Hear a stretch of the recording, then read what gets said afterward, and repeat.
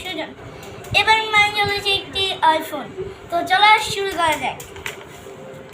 তো প্রথমে আমরা এখানটাতে একটা সোজা দাগ দিয়ে তো এটাকে এভাবে দেবে, এভাবে দিয়ে এটাকে এভাবে দেবে, তো দিয়ে একটা সোজা টান দেবে।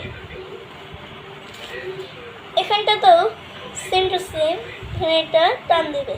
তো টান দিয়ে প্রথমে দেখবে মিল আছে নাকি। তো এভাবে আমরা হালকা প্রোটেকশন নিয়ে দেখলাম এটা অনেকটা মিল আছে, তাই আমি এটা দিয়ে। তো এখন এই দাগটাকে সোজা করে এখানে ফিটিং করে দেবে। তো ফিটিং করে এখানে একটা সোজা দাগ দিয়ে এভাবে করে নেবে। আমি এটাকে এরকম করে নেব, করে এখানটাতে একটা গোল দিয়ে দেব।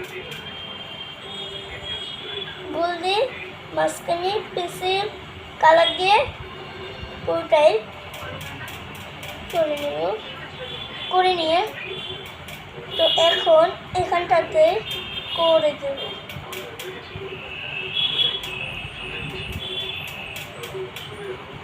এখানে সেম টু সেম এখানটা তো তাই ইউজ করতে হবে। তো এই দুটো আর এখানটাতে একটা গোল, মোট তিনটে আলাদা আলাদা তিনটে এরকমভাবে করে নেবে। দেখে নাও কীভাবে করতে হবে। এটা এটা এটা এটা এখানে, এটা এখানে, এটা এখানে।